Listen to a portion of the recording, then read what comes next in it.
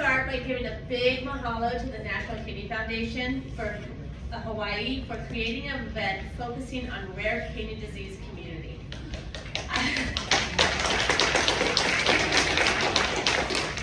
I am excited to share my journey and connect with my fellow rare kidney disease patients, and please allow this to be a reminder that you are not alone.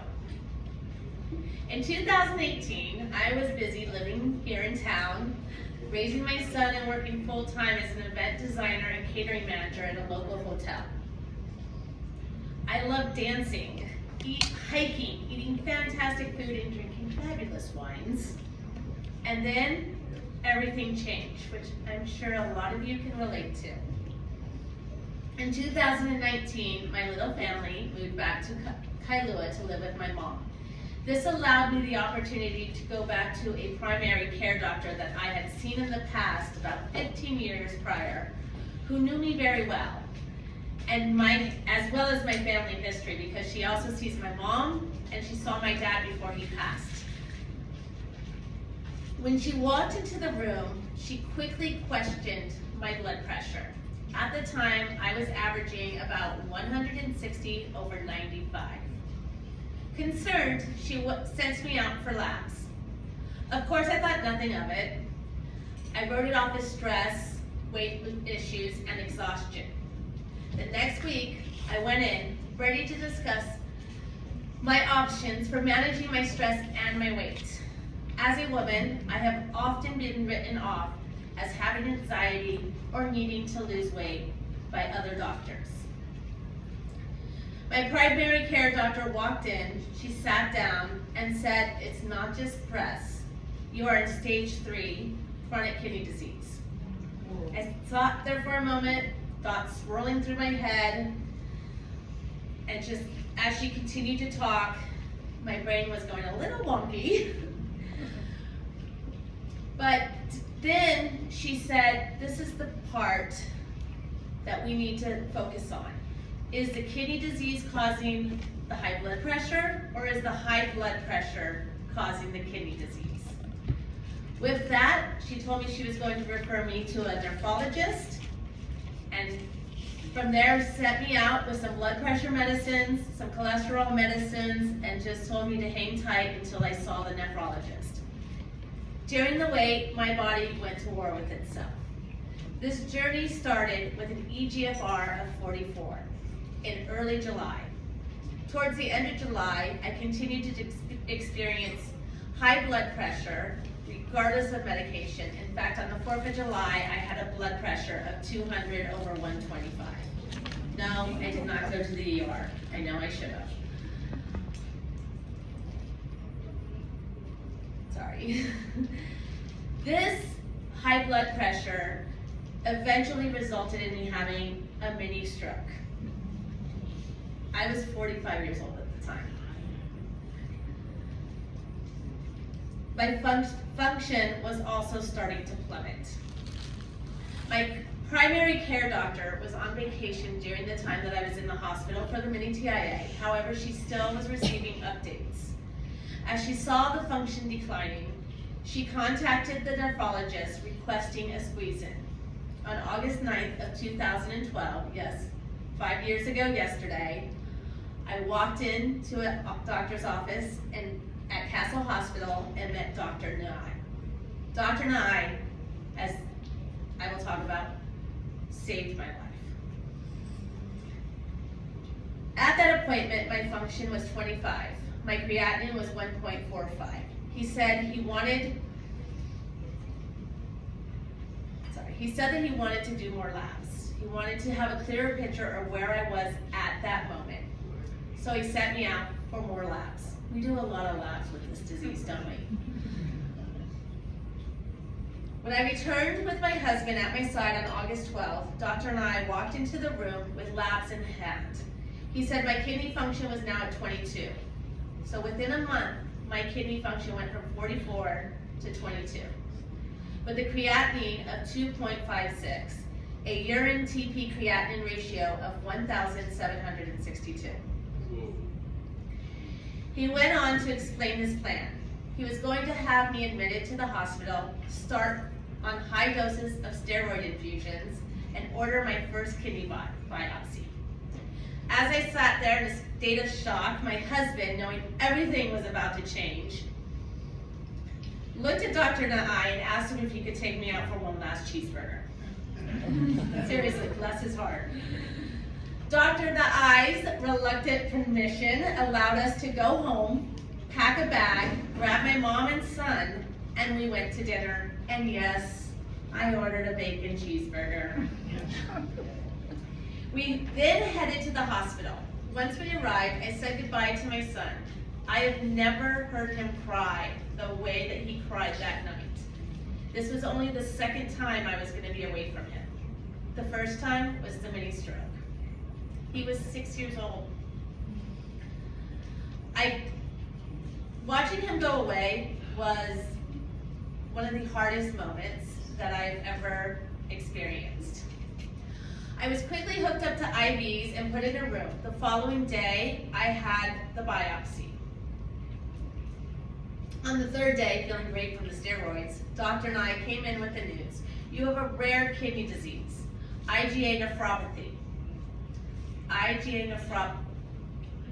Yes, it took me a while to be able to say it. Then the talk and all the paperwork, overwhelming to say the least. I often get asked what was said to me at the time of diagnosis. Unfortunately, I do not remember much. I do remember him saying there was no cure, and at the time there was no treatments. I left the hospital with a treatment plan of high dose of prednisone, which would taper off with improvement, as well as fish oil and losartan. We later added B12 and D3. But oh, the prednisone. If you've been on it, you know. And it is one of those things that you don't know until you know. This medication is a monster. The side effects are horrible, but unfortunately, it does its job. It does what it's supposed to do, and I feel like that if it didn't, we would definitely not take this evil drug. I struggled hard, but my side effects weren't as physical as they were mental. I would go from 0 to raging in seconds.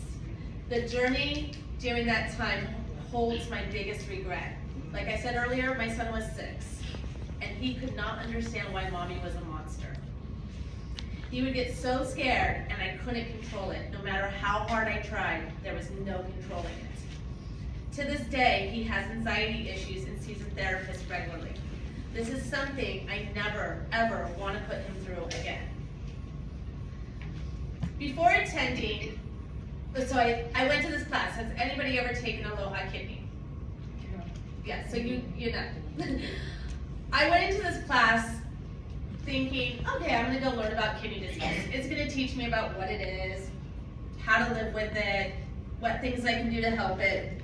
I was in for a shock. The focus was dialysis, transplant, and natural kidney life. During one of the classes, with fear and anxiety of what I was hearing, I turned to my husband and I said, they're prepping me for dialysis. I was not okay with this. Sitting there in a state of panic, I decided that I needed to do something to make sure I would be here to see my son grow up. I would be here for his future. My husband asked me what I wanted to do, and I said I had to go plant-based. So that was it. I went completely plant-based. For over a year, I ate nothing but a strictly plant-based diet. I stopped drinking sodas, and I stopped drinking alcohol, and focused on clean eating. My husband was a chef at the time, and I wouldn't even let him cook because I wanted control of this. I wanted to do this for me.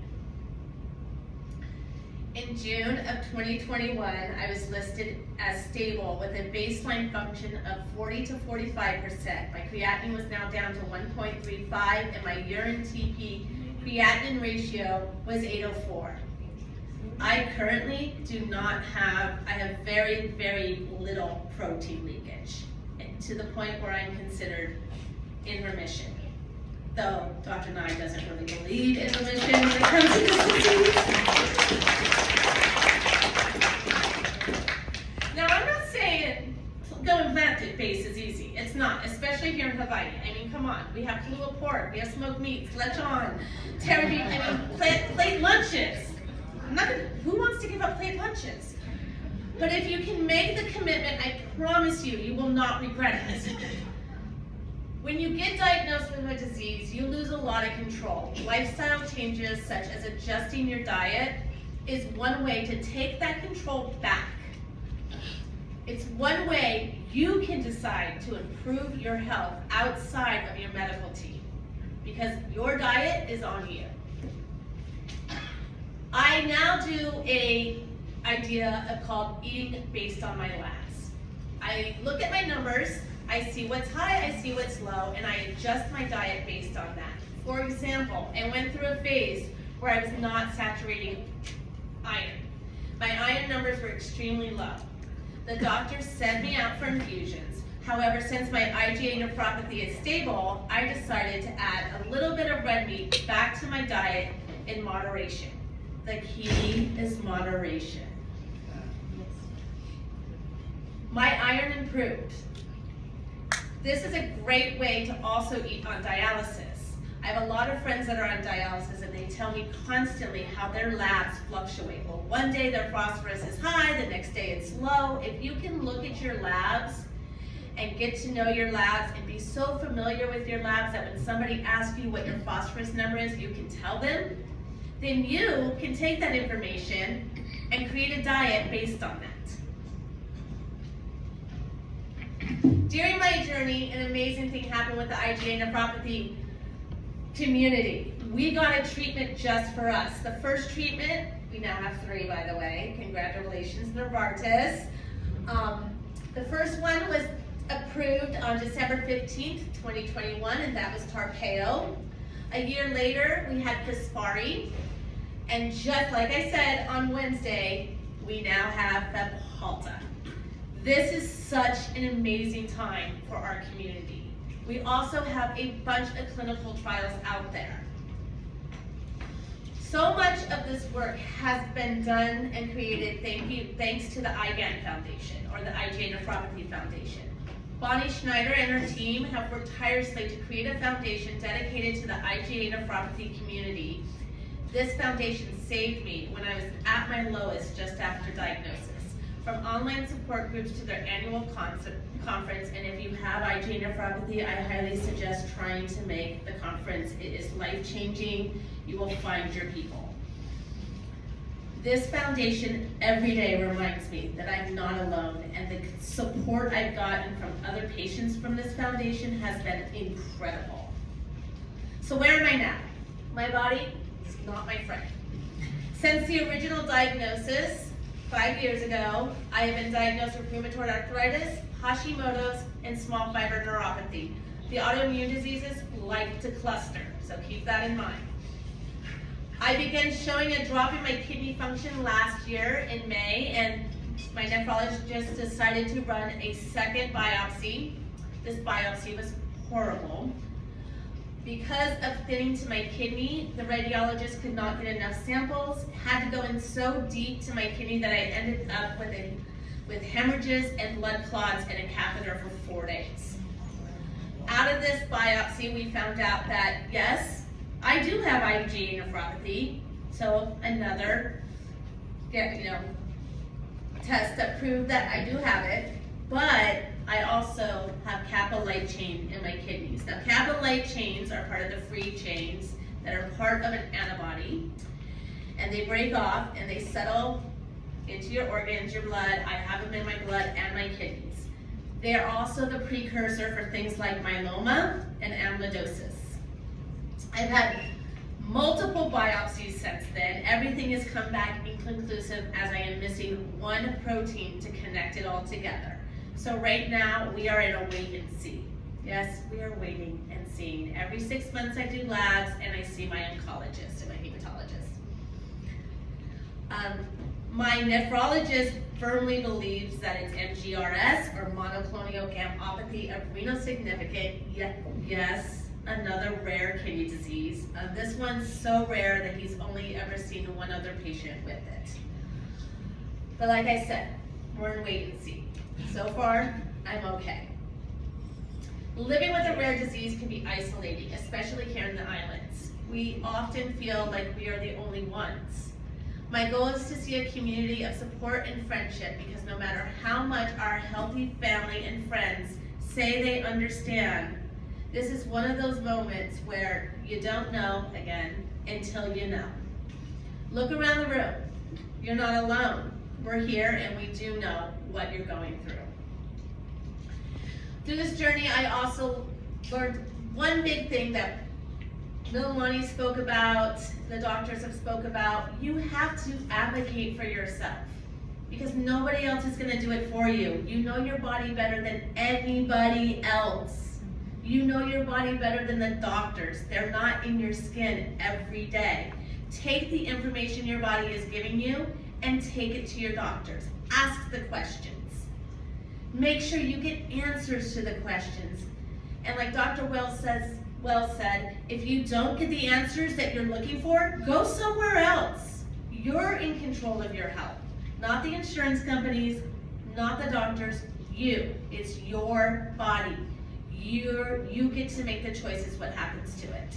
You get to decide what you're going to put yourself through and what you are going to do to make sure that you live the life that you want to live. Again, thank you for letting me share my journey with you, and if you have any questions, please let me know.